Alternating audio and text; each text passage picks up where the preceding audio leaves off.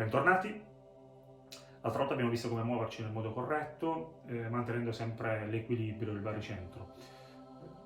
Adesso inizieremo a mettere i primi colpi, sempre mantenendo questa stabilità, cosa fondamentale. Lo faremo sempre all'insegna della semplicità per poterlo rendere accessibile a tutti, non dando nulla per scontato e facendolo gradualmente, quindi sarà semplice anche per chi non ha mai avuto esperienza in merito.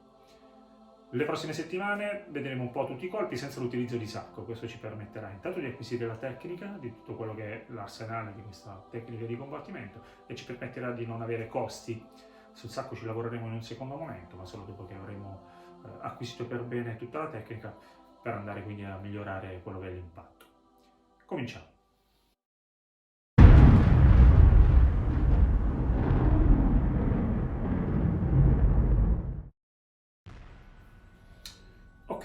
Allora, i primi colpi che vedremo sono i diretti. Prendono questo nome ovviamente perché si muovono per linea retta.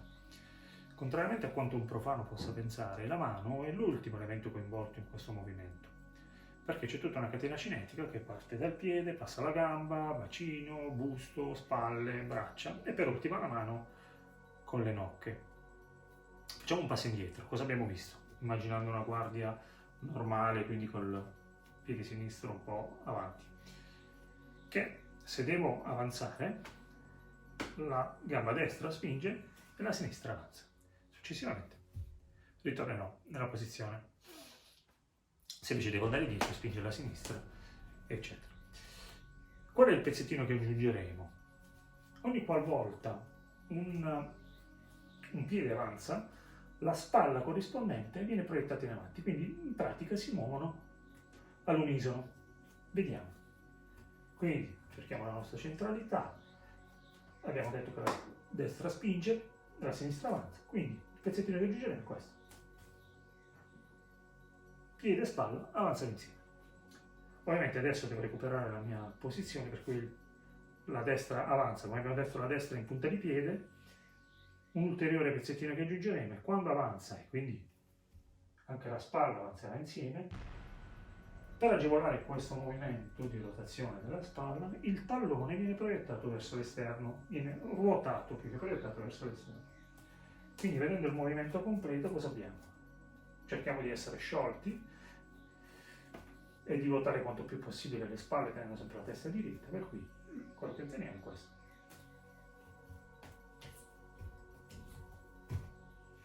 Vediamo di tornare indietro. Cerchiamo sempre la nostra posizione, la nostra centralità, lasciamo perdere la guardia per il momento, concentriamoci sul sincronismo tra piede e spalla, quindi otteniamo questo. Andiamo di fronte, cosa otteniamo? Otteniamo questo. E poi il tallone ritorna, noi possiamo restare storti in questa posizione, questo ci serve giusto per agevolare la rotazione e anche il corpo, ma poi vedremo adesso. Quindi, se dobbiamo andare a sinistra, come avevo detto, spinge la destra, per cui otteniamo questo. Al contrario, spingerà la sinistra, per cui otteniamo questo.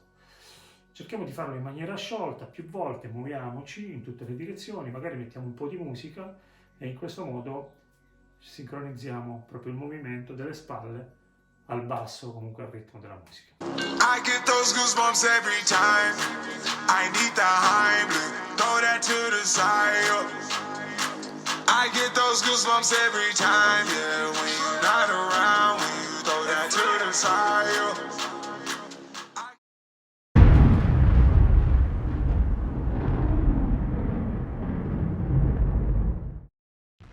Un esercizio che ci può aiutare nel sincronizzare per bene il piede con la spalla può essere fatto con l'utilizzo di un bastone. In questo caso ho utilizzato quello di una scopa o di una ramazza, va benissimo, l'ho tagliato solo per esigenze tecniche, video, ma non serve che voi lo tagliate. Allora, presa impugnatura non troppo ampia, un po' più larga delle spalle come vedete, il bastone l'ho posto alla base del collo sul trapezio. Rivediamo quello che abbiamo visto prima. Il movimento va fatto ampio, con calma, non serve avere fretta. Cerchiamo di farlo quanto più ampio e più corretto possibile. Allora, rivediamo. Quindi, cerchiamo sempre, il must deve essere quello di cercare sempre la nostra posizione. Una volta che l'abbiamo trovata, piede sinistro avanza, spalla avanza, come vedete insieme contemporaneamente. Questo ci aiuta molto a ruotare il più possibile, però tenendo sempre la testa dritta, mi raccomando. Successivamente, per recuperare la mia posizione, il piede destro deve tornare e di conseguenza ruoterà la spalla. Quindi ruota la spalla e ruota il tallone. Ok? Quindi insieme. Adesso, come vedete, i piedi sono troppo vicini, quindi di conseguenza viene automatico respingere avanti la spalla e il piede. Spalla e il piede. Quindi vediamo dall'altro lato. Sinistra, destra, sinistra, destra, sinistra, destra, sinistra, destra. Vediamo di fronte. Sinistra, destra. Come vedete, ruoto e poi ritorno alla mia posizione. Se devo andare a sinistra, spingerà, come abbiamo detto, la gamba destra, per cui pam, pam, e ritorno. Proviamo di nuovo. Se devo andare a destra, spingerò la gamba sinistra, per cui ruoto, come abbiamo detto, e di conseguenza poi ritorno in questa posizione. Quindi, e ritorno. Proviamolo, come abbiamo detto, più volte davanti allo specchio, deve diventare automatico, mettiamo un po' di musica così viene anche più divertente, finché non viene sciolto questo movimento. Questa è proprio la base poi per mettere il colpo. Chi arriverà oggi non abbiate fretta, prima della fine di questo video impareremo a tirare i diretti, però come abbiamo detto la cosa è per gradi.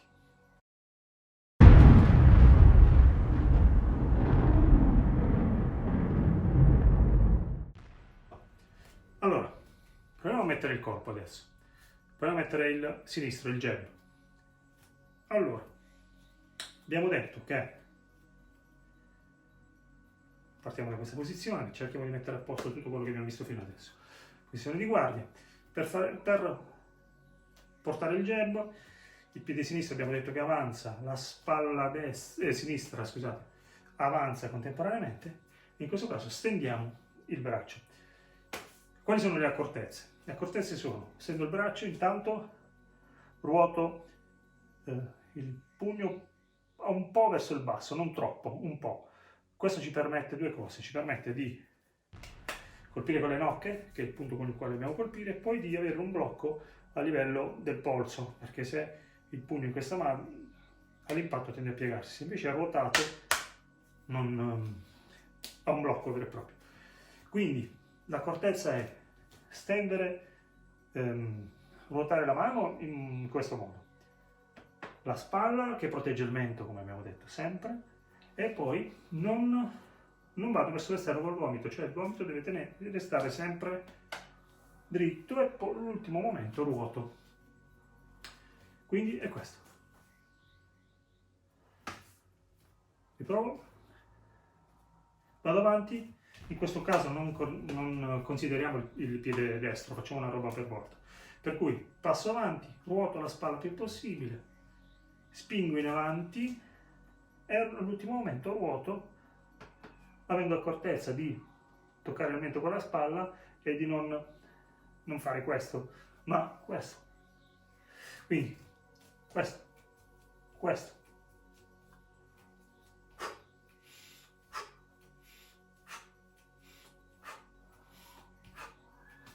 Vediamo da questo lato. Incominciamo a sentire che cosa? Oltre alla spalla il dorsale, cominciamo ad avere un po' la propria accezione del corpo. Quindi ho uno stop, ruoto il più possibile la spalla, stendo il braccio senza andare all'esterno col gomito e incomincio a concentrarmi sul dorsale. Il corpo in velocità normale è questo. Devo avere proprio la percezione del dorsale e della spalla, ovviamente a ruotare il più possibile il bacino. Cominciamo a concentrarci su tutto questo. Allora, questo.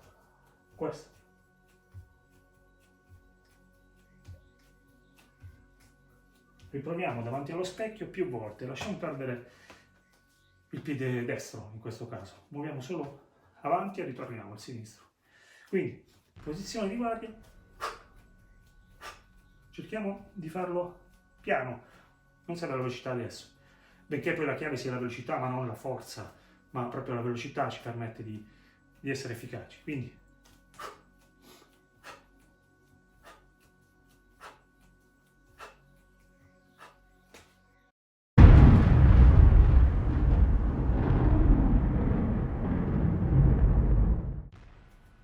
allora, abbiamo visto il jab, adesso vediamo il diretto destro.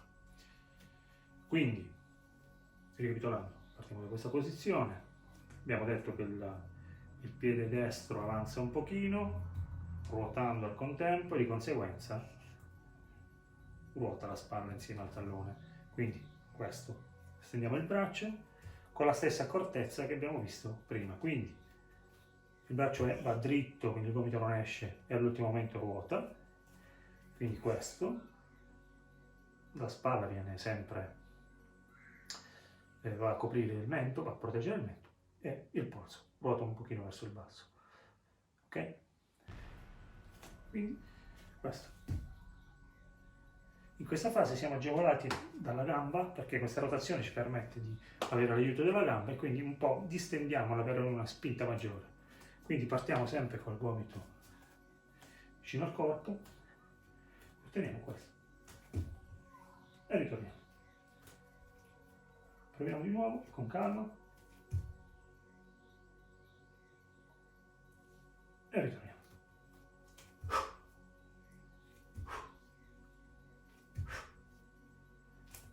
Ricordiamoci l'esercizio col bastone, per cui cerchiamo di ruotare il più possibile, sentendo un po' tutto il corpo, quindi la gamba, il piede che ruota, la gamba che spinge, che ci aiuta, il bacino che ruota, le spalle che ruotano, il dorsale che mi aiuta nel distendere, un po' tutto. Piano piano proviamo, incominciamo ad avere la consapevolezza del nostro corpo.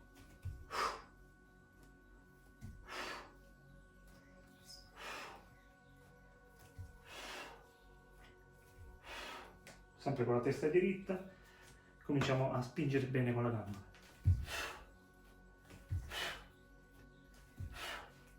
In velocità normale è questo.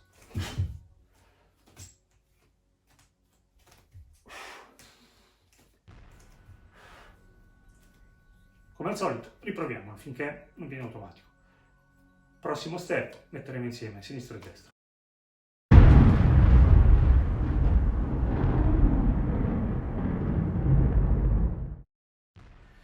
Ok, cerchiamo di mettere insieme jab e diretto. Quindi siamo in questa posizione,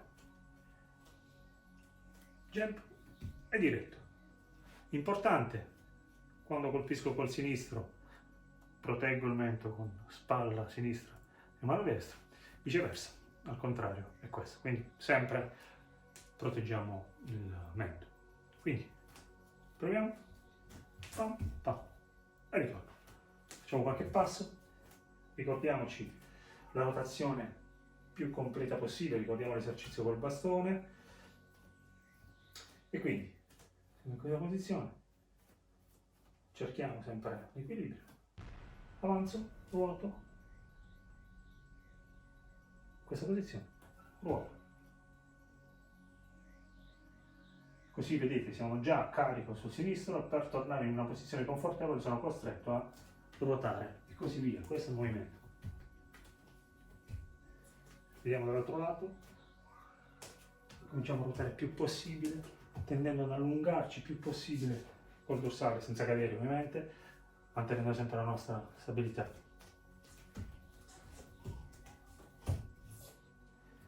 Se riusciamo anche a spingere con la gamba è meglio, iniziamo a fare corretto il movimento.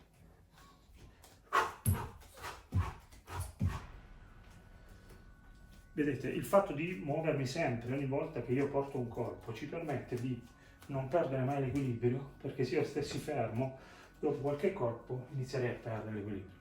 Invece il fatto di muovere sempre i piedi insieme alle mani mi permette di essere sempre in equilibrio e avere una grande resistenza, perché è un lavoro di scioltezza e non di forza. In questo modo mi stancherei subito.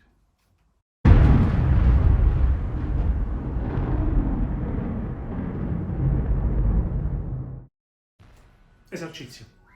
Per poter acquisire forza e soprattutto velocità, un paio di manubri da 1 chilo vanno benissimo. Riproviamo quello che abbiamo visto, quindi sempre in posizione, molta attenzione alla posizione, quindi lo specchio dovete consumarlo.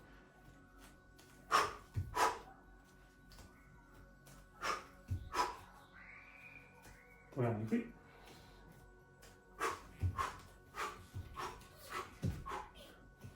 Dall'altro lato.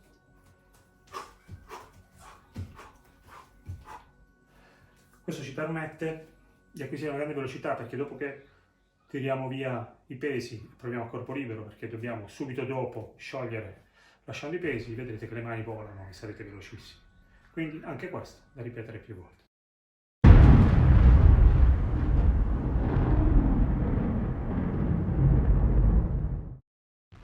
Ok, siamo giunti al termine di questo video.